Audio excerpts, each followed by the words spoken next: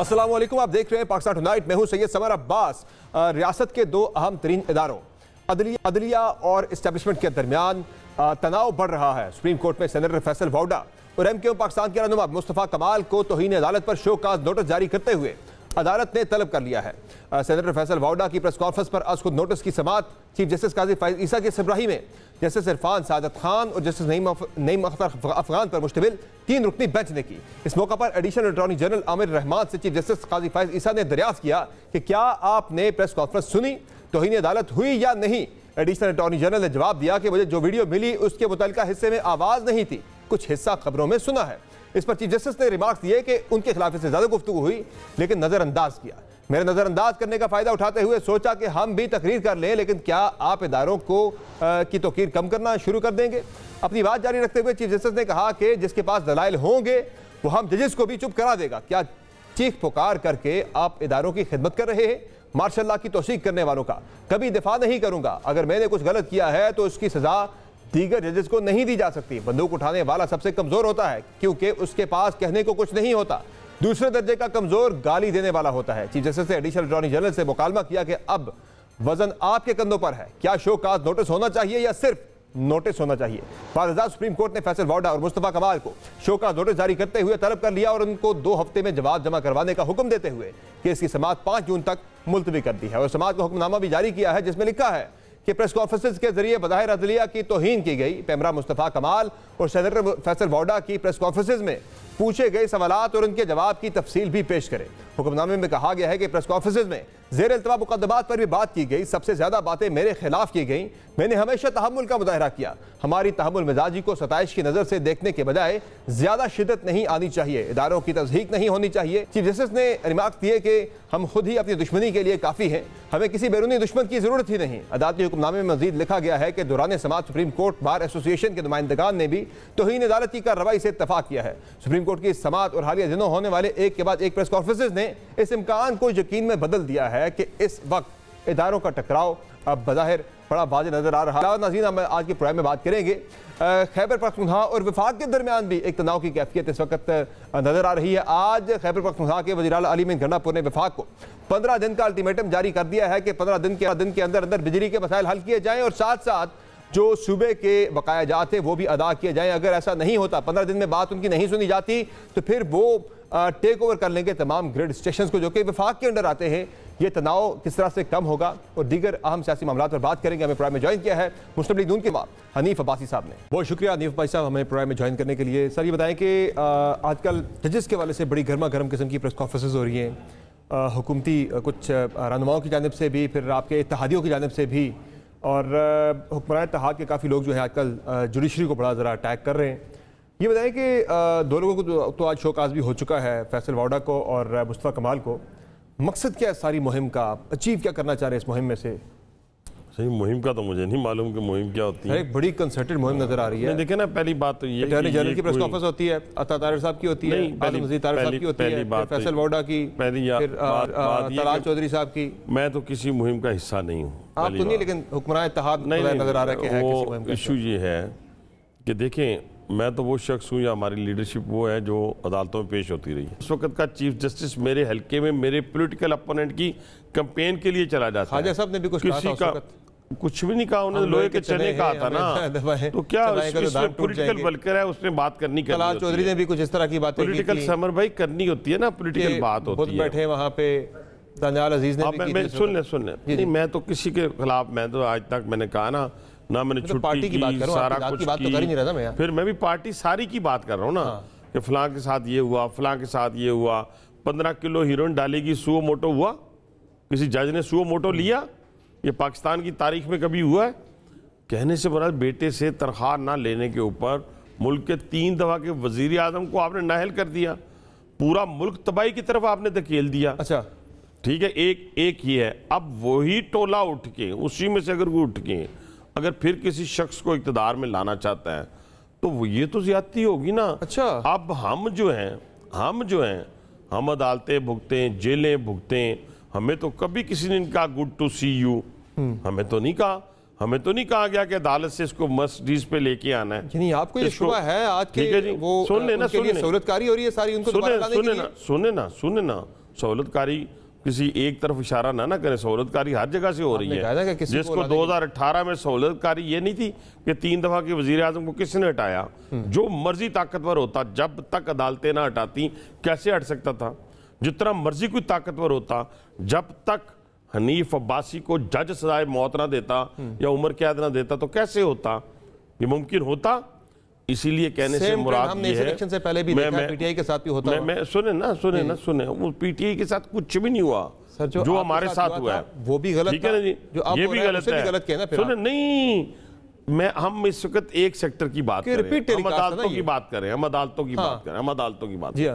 देखिए ना, हम सबको अपने अपने गिरेबान में झांकना है, मुझे भी झांकना है एज ए पॉलिटिशियन, अदालतों को भी देखना है। जुल्फकार अली भट्टो को अगर आज 40-42 साल बाद कह रहे हैं कि हमसे गलती हुई थी, तो वो गलती तो हुई, लेकिन उस गलती के नतीजे में क्या वो बंदा वापस आ जाएगा? नहीं हो सकता। क्या मेरे 12 साल, क्या मेरे 4 फादर्स में भी कभी ऐसा गुनाह किसी ने किया है? कोई रिकॉर्ड पे मौजूद था? मेरे 12 साल मुझे कौन लुटा के देगा? अब मेरे जजेस ने लिखा, अल्हम्दुलिल्लाह, मैं नहीं कहता, हर जगह अच्छे लोग भी मौजूद हैं, बुरे पार्लियामेंटेरियन भी, जजेस भी, हर जगह अच्छे बुरे लोग मौजूद हैं। लेकिन ये जो सहूलतकारी आज की जा रही है ना, ये सहूलतकारी जिस जगह से हो रही है, जिस गुड टू सी यू वाली, मैं कहता हूं कि इसको रोकना पड़ेगा। अगर कोई प्रोसेस चल रहा है, जब आप देखें ना, वो प्रोसेस आपने लोअर जुडिशरी से शुरू होना है, तो सब चीजें उनके खिलाफ जा रही है, हाई कोर्ट के खिलाफ हुए सारे, उनकी कौन सी सहूलतकारी हो रही है? हाई कोर्ट में आना है, ठीक है, ये उनके तो खिलाफ सारे फैसले हुए। रात 12 बजे तक अदालतें लग के उनको सजाएं दी गई हैं। में एक बंदे को 42 में एक दिन में बेलें मिली पेशावर हाई कोर्ट से, ठीक है सर। 13-14 बेल्स मिलती हैं यहां से लाहौर हाई कोर्ट से, एक बेल। यार मैं आपके सामने बात दोबारा मैं दोहराता हूं, मैंने कभी ऐसी बातें नहीं की। जब मेरी बेल की फाइल जाती थी ना, तो जज साहब के सर में दर्द शुरू हो जाता था। जब मेरी फाइल जाती थी ना, तो उस वक्त कहते कि नहीं नेक्स्ट पेशी पे, तो नेक्स्ट पेशी पे जज चेंज हो जाता था। फिर एक से उठा के दूसरी जेल, दूसरी से उठा के तीसरी जेल। मेरा कहने से मुराद ये है कि मैं ये कहना चाहता हूं कि हर जगह पे अच्छे बुरे लोग मौजूद हैं। सही है, सलूक सबके साथ यकसा करें। ऐसा ही है, सलूक यकसा कैसे होगा? जब हम मुकम्मल तौर पे आइन और कानून पर अमल करें। अच्छा, आज आपने सहूलतकारी की बात की, वो उसकी अमली शक्ल क्या है, कैसे हो रही है? मुकदमात, कभी गरीब को एक दिन में 3 मुकदमात में मिल सकती है बेल। वो गरीब को तो एयरपोर्ट पे जाके बायोमेट्रिक भी नहीं होता उसका ना सर। ये देखे ना, वो अब वो जो किया गया था, वो बायोमेट्रिक सिर्फ एयरपोर्ट पे जाके नहीं, घर पे भी जाके करें ना, तो उस शख्स की तशफ़ी नहीं हो सकेगी। जो इल्जामात आपने लगाकर उसको इक़्तिदार से हटाया था, वो फिर भी तशफ़ी नहीं होती। मेरे 12 साल ये लिखने से नहीं होगा कि पॉलिटिकल इंजीनियरिंग, पॉलिटिकल वेंडेटा, मेरे 12 साल वापस नहीं आएंगे। इसके अज़ालिया करने के लिए ज़रूरी है कि हम ऐसे फैसले करें जो लोगों के दिलों में बैठ जाए। अच्छा, आप जो सहूलतकारी की बात कर रहे हैं, ये इंस्टीट्यूशन की तरफ से हो रही है, मैं जुडिशरी की बात कर रहा हूँ, या कुछ आप इंडिविजुअल्स की बात कर रहे हैं? मैं इंडिविजुअल्स है ना, बहुत सारे प्यार करने वाले होते हैं ना। सही है। देखे ना, मैं जब पिटीशन लेके गया था अदालत के अंदर सुप्रीम इमरान खान के खिलाफ, तो वहां पर पहले से फैमिलीज मौजूद थी गैलरी में, और जिनको पहले से फैसले कहा कि यहाँ पे इमरान खान सादिक और अमीन कहलाया जाएगा। अच्छा, तो वो खुशी के शादियाने बजा रहे थे। तो इस मामले को, ये जो अभी एक हम देख रहे हैं कि जुडिशरी को जरा टेक ऑन किया है कुछ हुकूमती साइड से लोगों ने, इसको किस हद तक लेके जाएंगे, किस यानी कि लिमिट इसकी क्या है? अभी तो 2 लोगों को शोकाज भी हो गया है, मुझे नहीं पता, फैसल वाउडा को और मुस्तफा कमाल साहब, दोनों मुस्तफा कमाल तो आपके इत्तेहादी भी है, अटॉर्नी जनरल ने प्रोसिक्यूट करना होता है शोकाज में, सुप्रीम कोर्ट ऑफ पाकिस्तान में। क्या करेंगे डिफेंड इन्हें? मुझे नहीं पता, वो अटॉर्नी जनरल साहब को पता होगा वो डिफेंड करना है कि नहीं करना। मैं तो कभी भी वफाक के नुमाइंदे हैं ना वो, लेकिन वफाक का नुमाइंदा जरूर हूँ मैं, लॉ मिनिस्टर वो भी है ना, ठीक है ना जी। मैं सिर्फ ये कहना चाहता हूँ, हमने कभी भी जजेस हों, अदालतें, उनका एहतराम किया। देखिए ना, फर्क देखिए, आज समझ थोड़ी सी बात कर लेने दें। फर्क ये है, इमरान खान को गिरफ्तार किया जाता है तो वो कहता है पूरे मुल्क को आग लगा दो। 350 पेशी पे आता है, 350 मोटरसाइकिल को डिस्ट्रिक्ट कोर्ट के बाहर और 50 बड़ी गाड़ियों को आग लगवा देता है। अब ये बताएं कि वैसे आपकी जाती राय क्या है, अटॉर्नी जनरल को इन लोगों को डिफेंड करना चाहिए जिनको शोकाज हुआ है आज? नहीं, देखे ना, वो तो अब फैसला होगा जब अदालत के अंदर, तो अदालत फैसला करेगी ना। मैंने अटॉर्नी जनरल ने प्रोसिक्यूट करना ना, उन्हें करना चाहिए नहीं। आप जाती राय जानना चाह रहा हूं, क्या फैसला होता है मुझे नहीं पता। ये बताइए कि ये चीफ जस्टिस की मुद्दत मुलाजमत वाला चैप्टर क्या क्लोज हो गया है वंस एंड फॉर ऑल, या अभी भी गुंजाइश है कहीं पे? नहीं, मैं अभी मुझे नहीं, अभी तो लेजिस्लेशन में कोई ऐसी बात। अच्छा, इसके अलावा मुझे ये बताएं कि अली मीर गंडापुर साहब वज़ीर आला खैबर पख्तूनख्वा, वो बड़े गरज बरस रहे वफाक के ऊपर, रोज़ाना हम देखते हैं। आज भी उन्होंने वफाक को 15 दिन की डेडलाइन दे दी है, मोहलत दी है कि भाई एक तो जो हमारे बकाया जाते हैं सूबे के वो अदा करें, और दूसरा वो कह रहे हैं लोड शेडिंग के वाले से हमारा मसला जो है वो हल करें बिजली का, अगर नहीं करते तो मैं फिर टेक ओवर कर लूँगा तमाम ग्रिड स्टेशंस को, और उसके बाद कह रहे हैं कि मैं फिर यानी कि ऐसा करूँगा कि फिर गैर जिम्मेदार होने का मुझे इल्ज़ाम या ताना ना दिया जाए। अच्छा, गवर्नर की एनेक्सी जो है, गवर्नर वफाक का नुमाइंदा है, वो उन्होंने उनसे ले लिया है केपी हाउस के अंदर। बात तो ये कि आप क्यों है वफाक के सारे मामले पे? समर, पहली बात तो ये कि ये अंदाजा लगाएं कि ये क्या क्राइटेरिया आज हमारे इस मुल्क के अंदर सीएम का क्या क्राइटेरिया रह गया। ये क्राइटेरिया, शख्स कल तक सड़कों पे भाग रहा था मीठा शहद छोड़ के, ठीक है ना, आप उस शख्स ने जब जाके आपको वजारत आला की कुर्सी भी आपने बिठा दी है, तो उससे आपको क्या तवक्को? यही तवक्को थी, यही तो सूबे के अवाम ने मुंतखब किया उसे। जी, सूबे के अवाम ने मुंतखब किया, मुंतखब कर लिया। मैंने कब क्या कि मुंतखब नहीं किया, लेकिन मुंतखब किसने करवाया? सड़कों पे दौड़ रहा था। ट्रिकल डाउन इफेक्ट, वो लीडरशिप जो सबसे ज्यादा गालियां देने वाले, सबसे ज्यादा बदमाशी करने वाले लोगों को ओहदे देती है, उसने ये इंतखाब किया है। सूबे के लोगों ने वोट जरूर दिए हैं पार्टी को, लेकिन सूबे के लोगों ने ये नहीं कहा कि मैं हमारे ऊपर ला के आप गंदासे वाला बंदा बिठा दें, जो तो पख्तूनों की रवायत भी नहीं है ऐसी गुफ्तगू, तो पख्तूनों की भी रवायत भी ऐसी नहीं है, वो तो दुश्मनों के साथ भी ऐसी लैंग्वेज इस्तेमाल नहीं करते। क्या करेगा वफाक? ये बिल्ली आप क्या करेंगे? आपसे गवर्नर हाउस की एनेक्सी ले ली गई, अभी वो कह रहे हैं कि मैं टेक ओवर करूंगा ग्रिड स्टेशन को 15 दिन के अंदर, अगर आप नहीं करते टेक ओवर मतलब करेंगे। आपके पेस्को चीफ को कल बुला लिया था। ये वही लोग हैं ना जिन्होंने इस्लामाबाद पे कब्जा करना था, याद है आपको? कर लिया था। कितनी दफा कब्जा करने का ख्वाब देखा है? 10 दफा देखा है, एक दफा भी कर सके। 2013 से शुरू हुए कब्जा। इस्लामाबाद में कम से कम जो है ना वो जो वज़ीर आला इस्लामाबाद में जो केपी हाउस है उसमें गवर्नर की एनेक्सी कम से कम उन्होंने ले ली आपसे। हमसे नहीं ली, उनका अपना हाउस है, उसके अंदर वो फैसला कर लें, लड़ें, क्या बात है। आपका पेस्को भी बेसिकली विभाग का दायरा है, पेस्को चीफ को भी कल बुला के उन्होंने अपनी मर्जी से कहा भाई कि वही शेड्यूल दे, सारा कुछ करे। क्या ग्रिड स्टेशन पे कब्जा कर लिया? क्या कर 15 दिन की मोहलत आपको मिली है सर। क्या अपने सूबे को अंधेरों में, हाँ, इन ऐसे लोगों से कोई उम्मीद रखी जा सकती है? वो कहते हैं ना, बंदर के हाथ में माचिस आएगी तो वो जंगल को आग लगाएगा ना। मुझे कह रहे बातचीत करे हमारे साथ, हमारी बात सुन ले, हमारे मसले हल करे, तब जाके तो हम कहते हैं ना मैं सीधा जाके कब्जा कर लूंगा। 15 दिन का टाइम दे रहा हूं, बातचीत करे हमारे साथ, हमारे मसले हल करे, नहीं करेंगे तो फिर कब्जा होगा। वजीर आजम के साथ वो मिले, बातचीत कर ले, वजीर आजम के साथ वो मिले, मिलने के बाद जो गुफ्तगू की, आप फिर आ जाए, फिर मिला देते हैं। हम तो इनकार नहीं कर रहे। तस्वीर खिंचाना तो मकसद नहीं है ना, मकसद तो मसले का हल है। घंटा बैठे रहे हैं ना, आए दोबारा, तो कहते हैं हमें हमारी मर्जी के अफसरान तक नहीं दिए सुबह के अंदर। भाई दोबारा आ जाए ना, बातचीत से मसला हल होगा ना। लड़ाई से तो अमेरिका मसला नहीं हल कर सका, तो आप कैसे हल कर सकेंगे? सही।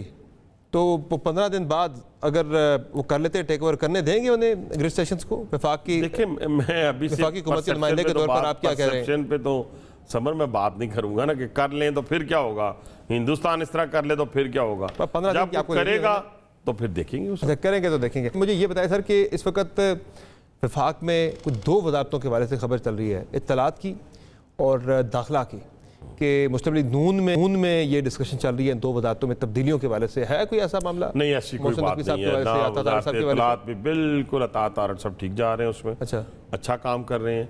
और मोहसिन नकवी साहब का वज़ीर आला होने की हैसियत से जो कारकर्दगी थी, वो इंशाल्लाह ताला हमें उम्मीद है कि वो वजारत दाखिला में भी देखें। हम कैसे एक बंदे को हमने सेनेटर मुंतखब करवाया अपने वोटों से, हो सकता है कमी कुताही उनके अंदर हो, वो जब होगी तो उसको हम डिफेंड नहीं करेंगे, वो आपके सामने आके बयान कर देंगे।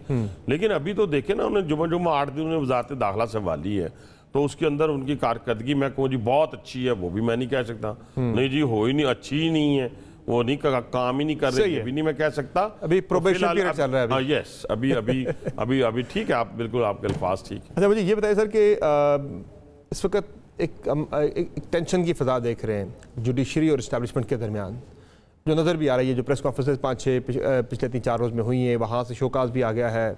इस्लामाबाद हाई कोर्ट से भी कुछ 2-3 बड़ी सख्त समातें हुई हैं रिसेंटली। नज़र आ रहा है आपको तनाव, आपको लग रहा है कि है इस वक्त एग्जिस्ट कर रहा है इस्टेब्लिशमेंट और जुडिशरी के दरमियान? ये तो स्टैब्लिशमेंट बता सकती है, जुडिशरी का तर्जमान बचा सकते हैं। समर साहब आप मुझसे क्वेश्चन करें, कुछ ऐसी पॉलिटिकल बात करें मेरे साथ, मैं पॉलिटिकल बात आपसे एग्जेक्टिव है ना, मैं ये करना चाहता हूं, सुने मैं ये सुनाएं, मैं सर ये लड़ाई सारी एग्जेक्टिव की जुडिशरी में मुदाखलत से तो सारी लड़ाई शुरू हुई है ना सर। मेरी लड़ाई जब जुडिशरी से होगी मुझसे पूछें, मेरी लड़ाई जब स्टैब्लिशमेंट से होगी एग्जेक्टिव के नुमाइंदे, सुने ना, आपकी हुकूमत है, एग्जेक्टिव की मुदाखलत का तो सारा मसला है सर। और तो मसला कोई नहीं, आप वो दोनों आपस के फैसले खुद करेंगे ना, मुझे नहीं पता इस बात का। मैं ये बताना चाहता हूं कौम को, मुझसे पूछे, मैं कल भी वजीर आज़म के साथ बैठा हुआ था, मुझसे पूछे कि इस मुल्क की इकोनॉमी को कैसे बेहतर कर रहे हैं आप, ठीक है, वो मैं आपको बताने के लिए तैयार हूं कि हमें मोहम्मद बिन सलमान की तरफ से ये ओपन चेक है, खैरात का नहीं, इन्वेस्टमेंट का। अच्छा, उन्होंने प्राइम मिनिस्टर को कहा है कि हम आपके मुल्क की मदद करना चाहते हैं इन्वेस्टमेंट की सूरत में। दुनिया बदल गई है। उनका दौरा मुखर हो गया था पाकिस्तान आने का, वो कब आ रहे वो?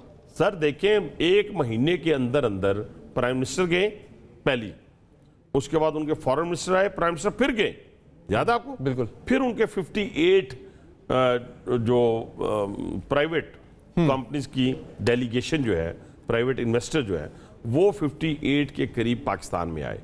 इस वक्त 20 से 25 अरब डॉलर की इन्वेस्टमेंट सऊदी अरब पाकिस्तान में करना चाहता है। अब अगर हम ना करवा सके उनसे तो ये नालायकी हमारी होगी। अगर उसमें रेड टेप जिसे कहते हैं, कोई ब्यूरोक्रेसी के हर्डल्स जिसे कहते हैं, ऐसी चीजें आएंगी। सियासी इस्तेकाम का मसला भी है कोई? जी, सियासी इस्तेकाम का भी इशू आ रहा है वहां पे? काम देखे ना उनकी नजर में कि ये मसला भी है पाकिस्तान में, हो सकता है सियासी इस्तेकाम से भी वो थोड़े से जरा अनकंफर्टेबल। वो बिल्कुल मुतमईन है। देखे ना, वो जब नवाज शरीफ साहब आते हैं ना, चाइना भी खुश होता है, सऊदी और पूरा मिडिल ईस्ट खुश होता है। उन्हें पता है काम करने वाले लोग हैं, ये काम करेंगे। तो एमबीएस की जो खबर चली थी पिछले हफ्ते, पाकिस्तान का दौरा मुअख्खर हो गया। नहीं मुअख्खर हुआ, किसने कहा था आना था? कौन सा अनाउंस हुआ था? अच्छा, नहीं अनाउंसमेंट हुई उनकी तरफ से। तो कब आ रहे, कोई इत्तलात किया गया? मेरा हो सकता है नेक्स्ट वीक आ जाए, हो सकता है 1 वीक छोड़ के आ जाए, लेकिन हमारी सारी चीजें पाइपलाइन में। हम इस वक्त सऊदी अरब जो है, मैं आपकी पुष्ट पे खड़ा हो गया। चाइना वाला इशू ये है, चाइना भी जब वजीर आजम शहबाज शरीफ साहब अभी चाइना जाने वाले हैं, जब भी वो मियाँ बरादरान में से कोई भी शख्स, वो वजीर आला की हैसियत से जाते रहे हैं, वजीर आजम की हैसियत से नवाज शरीफ साहब जाते रहे हैं, अब ये वजीर आजम चाइना जा रहे हैं। अब इशू ये सिक्योरिटी का हमारे मुल्क के अंदर। देखे ना म्यार क्या रह गया, हम अगर नक दे कोके वाला म्यार है तो वो साढ़े को नहीं का। देखे ना, एक दूसरा बंदा जो है उसका मुंह लाल है तो अपनी चपेड़े मार के कर लें। ये हर बंदे का मोहल्ले में रहने का तरीका है। एक ऐसे करके चलता है, बटन खोल के चलता है, एक शराफत की जिंदगी गुजार रहा है। सही है, ठीक है ना जी। अब वो जो बटन खोल के चल रहा है तो उसी स्टाइल में मैं भी आ जाऊं, मैं नहीं आऊंगा। हमारी रवायात कुछ और है, लेकिन उसका आपने कोई हल निकालना होता है, उसका आपने कोई हल निकालना होता है। आप ऐसे छोड़ते नहीं किसी को मसले में, अगर कोई कर भी रहा है, कोई गड़बड़ कर रहा है तो आपने उसका हल निकालना होता है। नहीं करता, एक जो भी है, जैसे चल रहा है, जैसे चल रहा है, उसने सरसों का तेल लगाना है ना, सुने ना, तो ऊपर से बोदे और फिर इस तरह करके चलना है, उससे किसी को कुछ कहना नहीं है। अब उसको देख के मैं भी इस तरह का स्टाइल अपना लूं। मुझे सर ये बताएं कि पाकिस्तान में सियासी इस्तेकाम लाने के लिए कोई मुज़ाकरात की बात पिछले दिनों काफ़ी चल रही थी, कल आपके पीएम से मुलाकात भी हुई, क्या वो कर रहे हैं कोई बाज़ाब्ता तरीके से साहब के साथ को एंगेज करने के लिए, बातचीत के लिए? राना साहब ने तो यहाँ तक कह दिया था कि अगर खान साहब को जेल से बाहर लाना पड़ा उन्हें भी ले आएंगे मुज़ाकरात के लिए। नहीं, IMF ही चाह रहा पाकिस्तान का सियासी इस्तेकाम लेकर आए। मेरा पॉइंट स्टेबिलिटी के बारे में भी कंसर्न है, व्यू बिल्कुल डिफरेंट है। क्या पार्टी जो डिसाइड करेगी, मैं उसमें तो नहीं मुदाखलत कर सकता। हाँ। मेरा 1 साल से है ये 9 मई जब गुजरा है तब मेरा पॉइंट ऑफ व्यू चेंज नहीं हुआ। मेरा ये है कि जो 9 मई को हुआ है, अगर वो सच है और सच है और सच है, लोग सामने नजर आ रहे हैं आग लगाते हुए, इस मुल्क की रेड लाइन क्रॉस करके आग लगाते हुए। सही, ठीक है जी। अगर उनको आप सजा नहीं देते और उनके मास्टरमाइंड्स को सजा नहीं देते तो ये मुल्क में ऐसी रवायत पड़ेगी, इसका साथ देना चाहिए। वो तो कह रहे हैं अदालतों को भी जुडिशल कमिशन बना ले, जुडिशल कमीशन उस पे बनता है जो चीज नजर ना आ रही हो, जिसका पता ना हो, जो सामने नजर आ रही हो। तो मैंने एक और प्रोग्राम में कही थी बात, आपको जरा ज़हन में रखने। 2021 में कैपिटल हिल का वाकया होता है, वहां पे जो स्पीकर की कुर्सी के ऊपर पांव रखता है उसको 14 साल सजा होती है, 48 घंटों में सारी सजाएं हो गई। 2007 के लंदन के फसादात में 24 घंटों में अदालतें लगती हैं। उन्होंने कोई एविडेंस नहीं मांगे, उन्होंने सीसीटीवी फुटेज मांगी, उसमें जिसको देखा उसको फिक्स कर दिया। इधर मेरी रिक्वेस्ट सुन लें, उनको फिक्स कर दिया। यहाँ पे जो जो लोग फुटेजेस में हैं उनको छोड़ना ही नहीं चाहिए। वो बच्चा है, औरत है, मर्द, बूढ़ा है, जवान है, कोई भी है, उसको नहीं छोड़ना चाहिए। और जो बेगुनाह है अगर पकड़ा हुआ है उसको आज शाम को छोड़ देना चाहिए। और किसी ड्यू ट्रायल के प्रोसेस से गुजर कर ऐसे नहीं, ह्यूज ट्रायल, फिर ह्यूज ट्रायल अगर गुजारना है, एक ड्यू जो ट्रायल जो प्रोसेस होता है, ड्यू ट्रायल तो फिर ड्यू ट्रायल उन्होंने भी तो किया ना 24 घंटे में। उन्होंने किया। अगर 60 दिन में ये ट्रायल मुकम्मल हो जाते, आम अदालतों में हो जाते, मैं नहीं कहता फौजी अदालतों में होते, आम अदालतों में सिर्फ हम डिस्ट्रिक्ट कोर्ट्स इस्लामाबाद का बदला ले लेते, अदालतें बदला ले लेती। अच्छा ये बताइए, वो गंदम वाला एक स्कैंडल एक आया था, उसका क्या किया आप लोगों ने? अभी तक रिपोर्ट नहीं आई। कमेटी बन गई है, उसके ऊपर जो रिपोर्ट आएगी प्राइम मिनिस्टर ने बनाई है, पब्लिक करेंगे और उसको पब्लिक करेंगे। और काकर साहब से सुलह हो गई आपकी? नहीं, मेरी सुलह ना उनके साथ समर साहब ना मेरी नाराजगी थी। मैंने एक पॉलिटिकल वर्कर की हैसियत से गंदम का इशू अपने किसानों के लिए उठाया। मैं आज भी उस इशू के ऊपर कायम हूं कि भाई जनाब गंदम जो है हमारा किसान, आज भी आप उन्हीं को जिम्मेदार समझते काकर साहब को? देखिए ना, फिर वही बात, अब तो इन्वेस्टिगेशन रिपोर्ट के बाद मैं बात करूंगा, ठीक है ना, जो रिपोर्ट आएगी उसके बाद। लेकिन जो किसान की गंदम पड़ी हुई है, जो बेचारा मर गया है, अगर इस दफा हमने उसको ना उठाई, आपने गिरफ्तार करना शुरू कर दिया है? किसको? उन्हें आपने गिरफ्तार करना शुरू कर दिया पंजाब के अंदर, एहतजाज ना करें? नहीं सर, एहतजाज का राइट सबको है और एहतजाज करने देना चाहिए। मैं गिरफ्तारी के हक में बिल्कुल नहीं हूँ सर। पंजाब हो, सिंध हो, मैं सिर्फ ये चाहता हूँ पुरअमन एहतजाज। अच्छा, ये जो एहतजाज का तरीका कार होता है, अगर ये एहतजाज का तरीका है कि हमने अपने ही घर को जलाना है, किसानों ने घर को तोड़ना है, तो पुरअमन एहतजाज कर रहे थे, उन्हें आपने गिरफ्तार कर दिया पहले ही, फिर ये एहतजाज नहीं। उन्हें कोई पैगाम भी जा रहे हैं भाई आपने एहतजाज नहीं करना, इस तरह की इतलात भी आ रही है। अब तनकीद से लगता है कि आपकी मुस्लिम लीग नून की गवर्नमेंट जो है वो घबरा रही हैं कि यहाँ भी अब पीका के अंदर मजीद तरमीम की जा रही है, पंजाब के अंदर भी अब डेफेमेशन का एक कानून लेके आ रहे हैं, हद तक इज्जत का। हालांकि पहले कानून मौजूद है डेफेमेशन का, आप उससे थोड़ा बेहतर कर सकते हैं, मजीद आप उसकी एनफोर्समेंट कर सकते हैं। आजाद तो किसी को नहीं छोड़ा जा, नहीं होना चाहिए, बिल्कुल नहीं चाहिए, रेगुलेशन होनी चाहिए, लेकिन रेगुलेशन के नाम पे स्ट्रैंगुलेशन दुनिया में जाते हैं यार, दुनिया में जाते हैं, आपकी बात एग्री करता हूं। हम होटल्स में रहते हैं, इधर से एक सेकंड है, हम टेलीविजन लगाते हैं, टीवी लगाते हैं, क्या वहां कत्ल नहीं होते होंगे? क्या वहां रेप नहीं होते होंगे? क्या वहां पे दहशतगर्दी नहीं होती होगी? किसी टीवी को उठाएं, आप मिडल ईस्ट के किसी मुल्क में चले जाएं, सऊदी अरब में चले जाएं, फ्रांस में चले जाएं, इटली में चले जाएं, लंदन में चले जाएं, सही, आपको ये चीजें नहीं मिलेंगी। फिर सोशल मीडिया पे फिर आप सोशल मीडिया ये वाला आपको यूएई में नहीं मिलेगा। क्या यूएई तरक्की नहीं कर रहा? क्या वहां के शहरी जो है आजादी के साथ खाना नहीं खा रहे, आजादी के साथ फिर नहीं रहे शाम के वक्त? ठीक है, वो जमहूरियत। अब यहाँ पे मेरी बात है, जमहूरियत देखे ना, ये लंदन में जमहूरियत है ना, लंदन में करे ना, झूठ बोले ना किसी पे 1 लाख पाउंड का जुर्माना होता है, तो फिर वकील के भी पैसे देने पड़ते हैं। बिल्कुल ऐसे ही, ठीक है।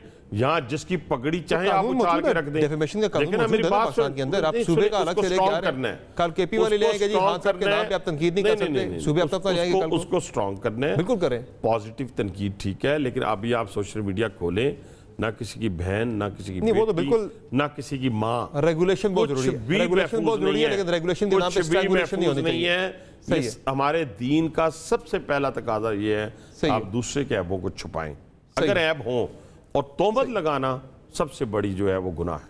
थैंक यू सो मच, बहुत शुक्रिया हनीफ भाई साहब, आपने प्राइवेट नाज़रीन आपने तफसीली गुफ्तगू मुलाहिज़ा की। मुस्लिम लीग नून के सीनियर रहनुमा हनीफ अब्बासी साहब की प्राइम में एक ब्रेक लेंगे, फिर से वापस आएंगे, एक और सेगमेंट की तरफ बढ़ेंगे, हमारे साथ रहेगा।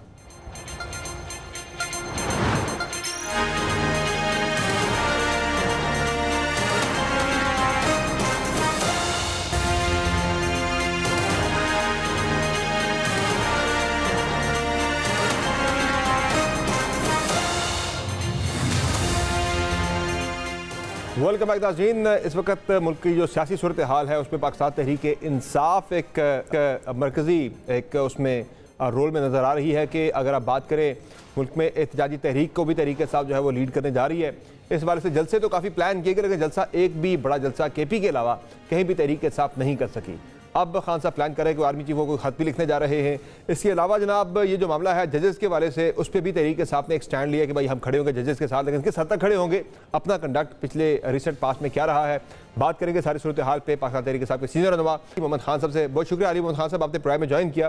तो सबसे पहले तो ये बताएं कि आज ये जो जजेस के वाले से कैंपेन चली, जरा पर इस पर बात कर लेते हैं। जो प्रेस कॉन्फ्रेंस हो रही है उस पर सुप्रीम कोर्ट ऑफ पाकिस्तान ने तो आज कर दिया है शोकाज फैसल वाडा साहब को और मुस्तफ़ा कमाल साहब को। तहरीक इंसाफ तो कह रही भाई हम तो जजेस के साथ खड़े होंगे, हम तो बड़ा स्टैंड लेंगे। किस हद तक जाएंगे आप जुडिशरी के साथ इस मामले में? बहुत शुक्रिया। बिस्मिल्लाहिर्रहमानिर्रहीम, अल्लाहुम्मा सल्लि व सल्लिम व बारिक अला सय्यिदिना मुहम्मद व अला आलि मुहम्मद। इस वक्त जो जुडिशरी की हालत है उसको मैं समझता हूं कि मजबूरन ही हुकूमत कुछ ना कुछ शायद उबे करती हो, लेकिन कोई इनका, मैं कहता हूं कोई इनके दिल की बात पूछे ना। इनका दिल करता है कि कोई 1857 के जमाने के कोई बड़े बड़े ताले ला के ना, जो उनके दिलों में जो बसते हैं अंग्रेज सरकार, उसके जमाने के ताले ला के तो बड़े बड़े अदालतों को लगाएं ताकि ना रहे बांस और ना बजे बांसुरी। क्योंकि ना ही अदालती अहकामात को मानते हैं, ना इनकी नजर में किसी जज की कोई इज्जत है, कोई वक़्त है। सिंपल सी मैं आपको अपनी चले एक एग्जांपल दे देता हूं। न सिर्फ ये कि 3 बार का इलेक्टेड पार्लियामेंटेरियन हूं, बल्कि हाई कोर्ट लेवल का वकील भी हूं। 4 पेशियों पे 5-5, 6-6 घंटे अडियाला के बाहर बैठा के बगैर मिले अपने लीडर से भेजा जाता है। क्यों? वजह अदालत के हुक्म की इतनी हैसियत है। क्या जेल इंतजामिया इतनी पावरफुल है या पीछे पावा मजबूत है? मसला क्या है? क्यों ऐसा किया जा रहा है? एक साबिक वजीर आजम जो कौम का बड़ा लीडर है, बड़ी जमात का लीडर है, एक नेशनल हीरो है यार, सियासत को एक तरफ रखें, उससे आप अपने लोगों को नहीं मिलने दे रहे। फिर दूसरा, जिस तरह जजेस को अटैक किया गया, शर्म आनी चाहिए उन सबको जो अपने आप को अवामी नुमाइंदे कहते हैं, अपने आप को पाकिस्तानी कहते हैं, कि पाकिस्तान में आज भी कुछ जज ऐसे हैं जो अपनी सर ये शर्म आप ये शर्म आप सिलेक्टिव दे रहे हैं या उन सबको? मुझे मेरी बात सुनिए समर, मेरी बात सुनिए। ये एक दिन इन कोई नहीं जजेस के सामने आके इंसाफ मांगने के लिए, और ये फिर अल्लाह का शुक्र अदा करेंगे कि ये उनकी वजह से घर नहीं चले गए। ये वो लोगों के खिलाफ ये कर रहे हैं। देखें, जो इस मुल्क की बुनियादें हिलाना चाहता है ना, वो जाके जुडिशरी पे करे। क्या सारे फैसले हमारे हक में आते हैं? हमारा लीडर तो 300 दिनों से जेल में पड़ा हुआ है, उसके बावजूद हम इस जुडिशरी के पास जा रहे हैं, उसको डिफेंड कर रहे हैं, क्योंकि हमें इसका एहसास है कि at the end of the day जितने भी मसले हों, लेकिन आखिरी उम्मीद अल्लाह के बाद इस जमीन पे। लेकिन हम भी तो सर आपको काफी अर्से से यही बात समझा रहे थे कि आप जब तनकीद करते हैं जजेस के ऊपर, आप जब तनकीद करते हैं जजेस के ऊपर, नहीं शेमफुल है, फिर वो सिलेक्टिव नहीं होना चाहिए, वो सबके लिए होना चाहिए। आप ही की पार्टी के लोग भी जो है वो भी इसी तरह की तनकीद करते रहे। मैं अगर मिसाल दूं आपको रऊफ हसन साहब की, तो उस वाले से हमारे पास एक शॉर्ट भी रेडी है, मैं आपको जरा वो भी सुनवा भी देता हूं कि रऊफ हसन साहब ने क्या कहा था रिसेंटली इस्लामाबाद हाई कोर्ट के चीफ जस्टिस के बारे से, जो सख्त अल्फाज इस्तेमाल किए थे। मैं जरा नाज़रीन के लिए वो सुना भी देता हूं कि उन्होंने क्या कहा था एग्जैक्टली। जरा आपको सुना देते हैं वो शॉर्ट, अगर रेडी प्रोड्यूसर साहब तो वो प्ले कर दें कि रऊफ हसन साहब ने क्या कहा था इनके हवाले से, इस्लामाबाद हाई कोर्ट के चीफ जस्टिस आमिर फारूक साहब के हवाले से। सुप्रीम जुडिशल काउंसिल से रिक्वेस्ट करते हैं कि इस शख्स के खिलाफ इन्वेस्टिगेशन की जाए। इसमें एक बंदा जो है जिसको कि इंडाइट किया गया है वो chief justice of the Islamabad high court, जिसका नाम है आमिर फारूक साहब। Chief justice of the Islamabad high court ने कोई एक्शन नहीं लिया इनकी जुडिशल फ्रीडम, जुडिशल इंडिपेंडेंस को प्रोटेक्ट करने के लिए। वो कंप्लिसिट था, वो इस मामले में सबसे बड़ा टाउट है। उसकी सुपरविजन में खान साहब के खिलाफ केसेस जो है वो जिस तरीके से प्रोसेस किए गए, जिस तरीके से उनको पनिशमेंट की जाए, उसमें ये सबसे बड़ा किरदार chief justice Islamabad high court वाला।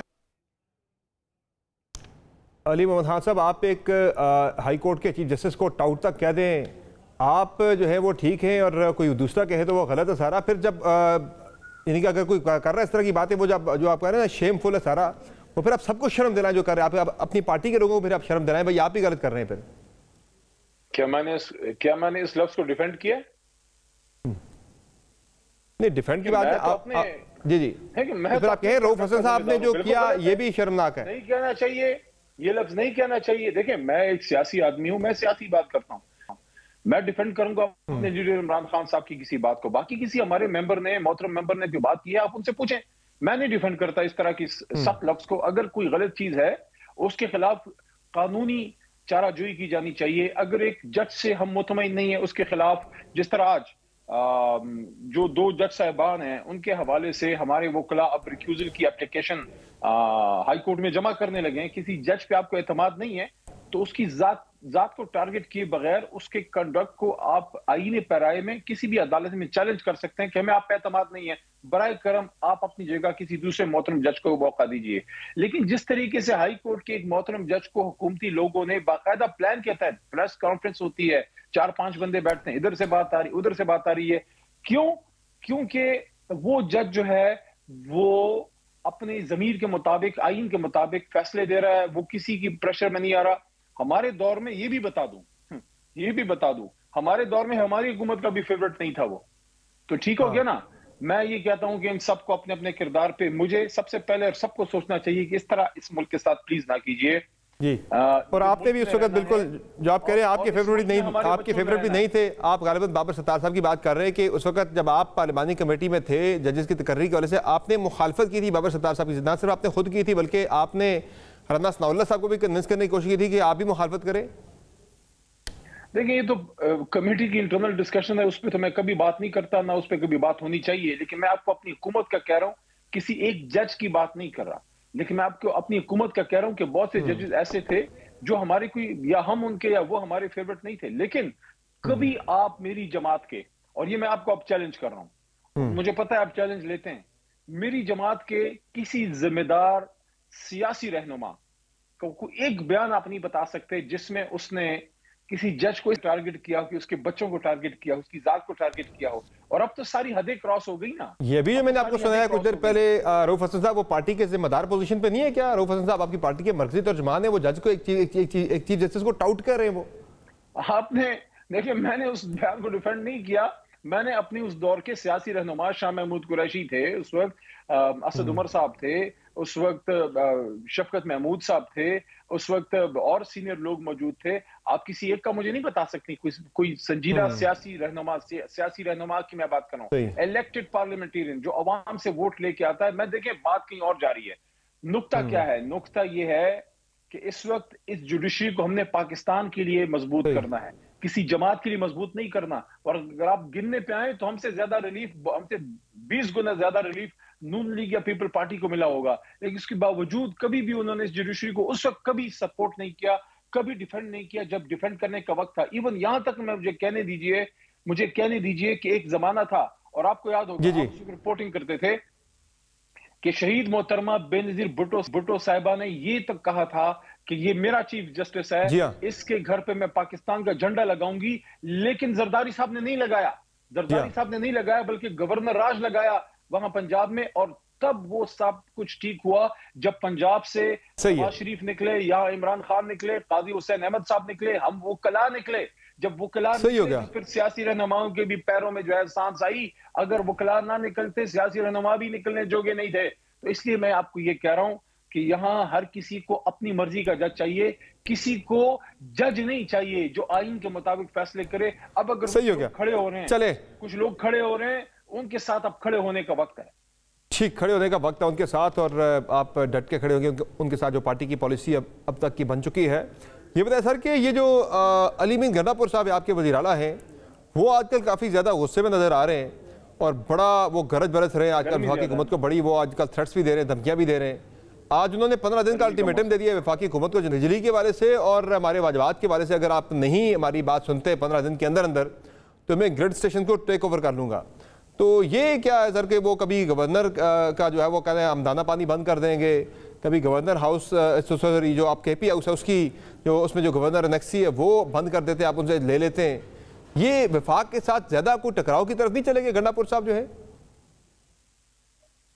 गंडापुर साहब जो हैं वो दिलेर आदमी है, थोड़े से गर्म मिजाज हैं, लेकिन सच्चे आदमी हैं और डट के खड़े होते हैं। लेकिन एक चीज मुझे आज बड़ा मुझे खुशी हुई, और कोई उस पर आज बात नहीं करेगा कि क्या वो आदमी है। जो फैसला हमारी सूबे ने किया है, वज़ीर आला ने किया है कि पंजाब के जो वो सताए हुए नून लीग के सताए हुए जो किसान है बेचारे, जिनको रोला के रख दिया है, जिनको रोल के रख दिया है, उनको खैबर पख्तूनख्वा ने सीने से लगाया है, वेलकम किया है, उनको कहा है कि हम आपको एग्जैक्ट वो वादा जो पंजाब हुकूमत ने आपसे किया था और जिसको धोखा दिया नहीं पूरा किया मरियम बीबी की हुकूमत ने, नवाज शरीफ साहब की हुकूमत ने, वजीर आला खैबर पख्तूनख्वा अली अमीन खान गंडापुर इमरान खान साहब के हुक्म पे 3900 टू बी एग्जैक्ट उस पे पंजाब के किसान से जो है वो गंदम खरीदेंगे, ताकि अगर पंजाब के किसान के सर पे मुस्लिम लीग नून ने हाथ नहीं रखा तो हम उनको अपने सीने से लगाएं। क्योंकि किसान जब निकलता है, किसान जब काम करता है, गंदम इतनी कहां लेकर जाएंगे पाकिस्तान, तो पूरे पाकिस्तान का जो पूरा पहिया जो है वो चलता है। मैं अप्रिशिएट करता हूं अली अमीन खान को जो उन्होंने ये स्टेप लिया। वैसे बिलावल भुट्टो जरदारी ने उनके बारे में एक बड़ा चश्म कुशा किस्म का इंकशाफ किया, असेंबली के अंदर इल्जाम लगाया है इल्ज़ाम कह सकते हैं इसे शाफ़ी ज़ुबान में हम, कि वो कहते हैं कि उनके मामलात सटे कहीं और पे, किसी आम जगह पे मामलात उनके सेट हैं, वो ज़रा सिर्फ जो है ना अपनी फेस सेविंग के लिए, ज़रा अपने वो पार्टी के अंदर अपना भरम रखने के लिए ज़रा इस तरह के बयान देते हैं। वो कह रहे हैं पीछे गेम उनकी सेट है, सेटिंग है उनकी पूरी। यार क्या सेटिंग है, बेचारा पूरे पाकिस्तान की आधी जेलों में उसको आपने दौरा करवाया है। जिस तरीके से जिस हालत में अली अमीन निकला था सबको याद होगा। सेट अगर कोई है बिलावल भाई, अब्बा जी की खबर लें, बड़ा सेट है, सदर हाउस में बैठा हुआ है। सही, वो कह रहे हैं ये भी सेटिंग से आए अली अमीन गंडापुर साहब भी, वो तो अवाम की ताकत से आए। सही नहीं, वो पार्टी के अंदर से, ज़ाहिर है पार्टी के अंदर बाकी नाम भी थे, वो गंडापुर साहब का वगैरह के एतमाद है ना। सही है, उस पर एतमाद है। ये बताएं जरदारी साहब पे किसका एतमाद है? ना कराची जीता, ना पंजाब जीता, ना पख्तूनख्वा जीता, ना बलूचिस्तान जीता, फिर भी बलूचिस्तान में उनका वजीर आला, फिर भी बलूचिस्तान में उनका गवर्नर, खैबर पख्तूनख्वा में उनका गवर्नर, पंजाब में उनका गवर्नर, खुद प्रेसिडेंट हाउस में। बिलावल साहब बताइए ना आपकी सेटिंग किधर है? सही हो गया। अच्छा ये बताएं सर मुझे कि आज कोर कमेटी का इजलास था, क्या बड़े फैसले हुए कोर कमेटी के इजलास पे? और शेर अफजल मरवत साहब ने जवाब तो दे दिया है शोकाज का, उनका क्या स्टेटस है पार्टी के अंदर? उसे एक्सेप्ट कर लिया गया है या मजीद जो है उनके खिलाफ कोई कार्रवाई होने जा रही है? क्या इस बारे से इत्तलात हैं? समर आप मुझे जानते हैं, एक उम्र गुजर गई आपके साथ। मैं कभी पार्टी के इंटरनल डिस्कशंस को कभी मीडिया पे पहले बात की है जो आप करूंगा। तो कोर कमेटी की इंटरनल डिस्कशन तो इसलिए नहीं होती कि मीडिया पे आके उस पे बात करें। जो उसमें बड़े फैसले की बात कर रहे हैं वो तो आपके एलामिया में जारी होते हैं। वो एलामिया में आ गए, वो एलामिया में आ गए। मेन जो है हमारा एम्फोसिस इमरान खान साहब की रिहाई है। जजेस के साथ मजबूत खड़ा होना ये बहुत इंपॉर्टेंट है। कुछ जज साहिबान पे खान साहब और बुशरा बीबी ने अदम एतमाद किया है, उस पर हमारी कोई कार्रवाई आगे होनी है। प्रिजनर्स के हवाले से तफसीली बहस हुई है, वो एलामिया में आया है। मोहतरम अपना रऊफ भाई ने, रऊफ हसन साहब ने उस पर एलामिया जारी किया है कोर कमेटी का। और पंजाब में जिस तरह खवातीन प्रिजनर्स के साथ बिलखुसूस हो रहा है, अभी कोई आज जमानत की खबर आई है, अल्लाह करे कि कोई वो रहम करें। और कैंसर ज़दा डॉक्टर यास्मीन राशिद साहिबा 85 साल, पता नहीं कौन से सुरमा हैं जिनकी अना को तस्कीन पहुंचती है। 85 साल डॉक्टर साहिबा को, या एक बच्ची हमारी सनम जावेद बीबी को अपने बच्चों से दूर रख के, या एक्स MNA जो हमारी हैं वहां, उन सबको तो उन चीजों पे हमारी डिस्कशन कोर कमेटी में हुई है। और उसका एलामिया आया है कि प्रिजनर्स की रिहाई के लिए, खान साहब की रिहाई के लिए प्रोटेस्ट के आगे क्या करना है, जलसों के लिए क्या करना है, और उसके साथ साथ जिन जज साहिबान पे एतमाद है उनकी रिक्यूजल और कुछ इंटरनल पार्टी मैटर्स, बिल्कुल डिसिप्लिन वाले इश्यूज उसमें डिस्कस हुए हैं। जलसा वैसे कल तफसील में नहीं जाऊंगा, आज 17 भी गुजर गई है, कल 18 है, कल भी गलबन आपका जलसा फैसलाबाद वाला फिलहाल नहीं हो रहा। जलसे आपने करने थे तहरीक के अंदर, जलसे आपके नहीं हो पा रहे, सिर्फ आपने पेशावर में किया, आपकी अपनी गवर्नमेंट है, बाकी मुल्क के अंदर आप जलसे कहीं नहीं कर पा रहे, तहरीक कैसे चलाएंगे सर? समर देखिए, इमरान खान साहब की एक तस्वीर से जो है वो उनकी काम पे टांग रही हैं। तो जब खान साहब खुद निकलेंगे फिर पता नहीं क्या होगा। और ये खान साहब को तो छोड़े, खान साहब को छोड़े, सिर्फ खान साहब के हम सिपाहियों को जो है मौका दें और इजाजत अदालत दे, अदालत इजाजत दे, और फैसलाबाद तारीख का सबसे बड़ा जलसा करके दिखाएंगे, तोहफतन इमरान खान को देंगे, तोहफा देंगे इमरान खान साहब। खान साहब आप जेल में थे, ये देखें आपके पाकिस्तान के शेर निकले हैं। फैसलाबाद निकला था पहले भी, अब भी निकलेगा। 100% रिजल्ट दिया है फैसलाबाद ने बड़े बड़े लोगों को, जो अपने आप को बड़े बड़े सूरमा कहते हैं, अब हार के काबीना में बैठे हैं, हार के काबीना में बैठे हैं। इंशाल्लाह लाहौर भी निकलेगा, कराची भी निकलेगा, पेशावर तो पहले ही निकला और कोयटा भी निकलेगा। सर वो इजाजत के बगैर अदालत की इजाजत आप कह रहे हैं कि इजाजत नहीं है। इजाजत तो जाहिर है आपको हुकूमत ने देनी होती है, वो नहीं दी, आप अदालत के अंदर गए हैं। आपने तहरीक चलानी हुकूमत के खिलाफ, कौन सी हुकूमत अपने खिलाफ तहरीक चलाने की इजाजत देती है? वो इजाजत तो आपको कभी नहीं देंगे, आपने खुद निकलना है। आपने बंदे आपके इकट्ठे करने, बंदे आपने लेके निकलना है आपने। क्या आप हमें कानून शिकनी पे उकसा रहे हैं? कानून शिकनी की बात मैं नहीं कर रहा। तहरीक आप जब हुकूमत के खिलाफ चलाते हैं तो हुकूमत कहाँ आपको फैसिलिटेट करती है? सर वो आपने खुद करनी होती है। बात बताएं, एक मिनट में, hold your horses, let me speak. Pakistan की तारीख के सबसे बड़े जलसे किसने किए हैं? जलसे तो पीटीआई ने किए, रिसेंट पास पे पीटीआई ने किए। क्या? अच्छा, और मौलाना फजल रहमान साहब ने किया। क्या इजाजत लेके करते थे या कानून तोड़ के करते थे, ये मुझे बताएं। नहीं, आपने इजाजत लेके किए जलसे, लेकिन अब जब मैं मूवमेंट की बात करूं, तहरीक तब आप चलाते हैं, तहरीक में फिर आपको परमिशन नहीं लेनी पड़ती तहरीक चलाने की हुकूमत से। एक मिनट, ये काउंटर इंटरव्यू हो गया। आज समर अब्बास साहब का इंटरव्यू हो रहा है। जी बिल्कुल। देखिए, जलसा तहरीक का हिस्सा होता है। तहरीक में जलसा बुनियादी अहमियत रखता है। अब पंजाब में छोटे से एहतजाज पे वो जाते हैं, बाकायदा जो है पिक्चर्स लेके घरों पे छापे मारते हैं और मारते रहते हैं हफ्ते तक, 10 दिनों तक, 20 दिनों तक छोड़ते नहीं है किसी कारकुन को, उनकी खवातीन को नहीं छोड़ते, उनके बच्चे और बच्चियों तक को नहीं छोड़ते। सर मैं ये कह रहा हूँ कि जहां अवामी ताकत हो ना सर, जहां अवामी ताकत हो ना वहां फिर रियासत से बातें मनवा ली जाती हैं। ये आजाद कश्मीर की मिसाल आपके सामने, मैं नहीं कह रहा कि उस तरह के वायलेंट सूरत हाल बने, लेकिन जहां अवाम निकले उन्होंने अपनी सारी बातें मनवा ली, हालांकि रियासत इजाजत नहीं दे रही थी उन्हें मार्च की ना किसी और चीज की। जी अब मैं करूं बात, जी बोले। अब मुझे एक बात बताएं, अगर लाहौर में हमें अदालत इजाजत देती है, बगैर इजाजत के हम जलसा नहीं करेंगे। हम नहीं चाहते कि हमारे कारकुनों के साथ ज्यादती हो और इनको मौका मिले फिर लोगों को अंदर रखने का, लेकिन अगर हमें इजाजत मिलती है इंशाल्लाह पूरा लाहौर निकालेंगे, पूरा फैसलाबाद निकालेंगे, पूरा आपका मुल्तान निकालेंगे, इंशाल्लाह पूरा कराची निकलेगा। ये जब आवाम निकलेगी इसका एक प्रेशर होता है, इसका एक प्रेशर होता है। लेकिन इस वक्त फिस्तायत पे हुकूमत उतरी हुई है, हुकूमत इस लेवल तक गई है जो आजाद कश्मीर में हुआ है। आपने कभी जिंदगी में देखा है जो आजाद कश्मीर में हुआ? ये करने वाला काम है। सियासत अपनी जगह, ये तो आप रियासत की रीढ़ की हड्डी पे जो है वार कर रहे हैं। ये कोई करने वाला काम है जो वहां की हुकूमत कर रही है। उस पे जब हम एहतजाज करते हैं, हम पे तरह तरह के इल्जाम लगते हैं कि आप क्यों ये बात कर रहे हैं। हम क्यों ये बात ना करें? इमरान खान तो आजाद कश्मीर का और मकबूजा कश्मीर का, कश्मीर कॉज का सबसे बड़ा वकील था।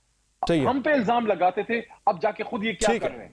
ये जो पिक्चर्स आ रही हैं, क्या आपका दिल उसको देख के खून के आंसू नहीं रोता जो आजाद कश्मीर में ये हुकूमत कर रही है?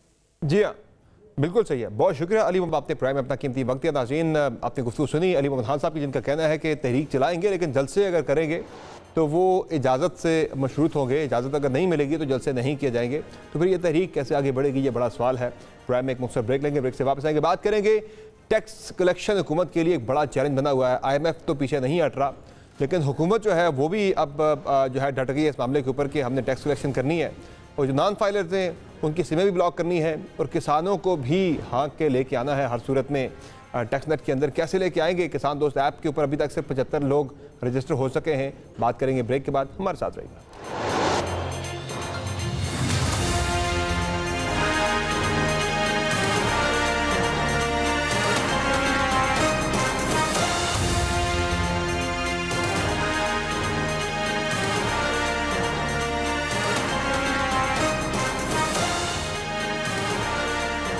वेलकम बैक नाज़रीन। 5 लाख से जायद सिम्स भी बंद की जाएंगी और ताजरों को भी भारी जुर्मानों का सामना करना पड़ेगा। हुकूमत ने बज़ाहिर IMF के सामने तो नहीं, लेकिन ताजरों और नॉन फाइलर्स के सामने घुटने टेकने से साफ इनकार कर दिया है। और बज़ाहिर अब हुकूमत को सिम्स ब्लॉक करने पर भी कानूनी कुमक भी मुयस्सर हो गई है कि जब इस्लामाबाद हाई कोर्ट ने भी ये वाज़ेह कर दिया है कि उन्होंने हुकूमत को सिम बंद करने से नहीं बल्कि टेलीकॉम कंपनियों के खिलाफ कार्रवाई से रोका था। और इस मौक़िफ़ के बाद एक बार फिर FBR मुतहर्रिक हो गई है, जिसने फौरी तौर पर 18 रुकनी ज्वाइंट वर्किंग ग्रुप तश्कील दे दिया है जो FBR, मोबाइल कंपनियों और पाकिस्तान टेलीकम्युनिकेशन अथॉरिटी पर मुश्तमिल होगा, जिसका काम नॉन फाइलर्स की सिम्स बंद करने में हायल रुकावटें दूर करना होगा। इससे कबल गुज़िश्ता माह FBR ने नॉन टैक्स फाइलर्स के खिलाफ बड़ा कदम उठाते हुए उनकी सिम ब्लॉक करने का हुक्म जारी किया था। इस मुतालिक FIA का मंसूबा FBR का मंसूबा था कि माली साल 2023 में गोशवारे जमा कराने में नाकाम रहने वाले 5,06,671 अफराद की सिम्स ब्लॉक की जाएं, लेकिन टेलीकॉम कंपनियों ने तहफ़्फ़ुज़ात का इजहार करते हुए कहा था कि यह फैसला जल्दबाजी में किया गया है और इससे टेलीकॉम सार्फिन पर मनफी असर मुरतब होंगे,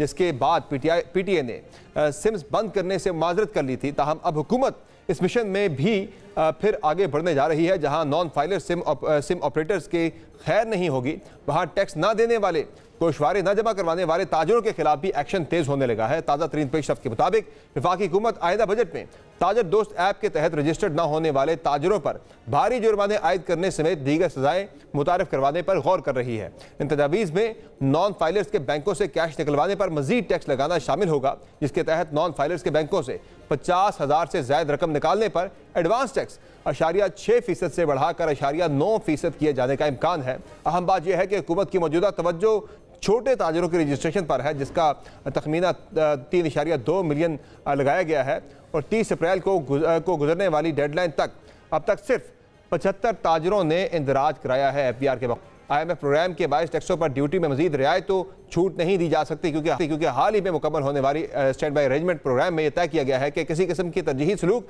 या रियायत नहीं दी जाएगी। इस वाले से हुकूमत दावे तो बहुत कर रही है, लेकिन क्या अमल दरामद होगा ये आने वाला वक्त बताएगा। इजाज़त दीजिए, अल्लाह हाफ़िज़।